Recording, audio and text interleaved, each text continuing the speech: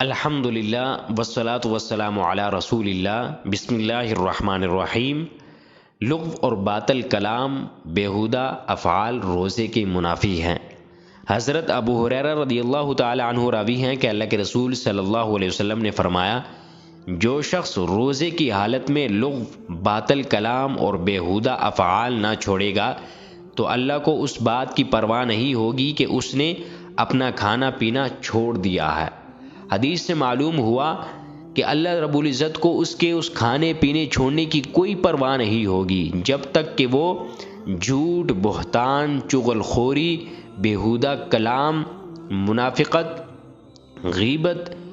زناکاری، کوئی بھی کسی قسم کا ایسا گناہ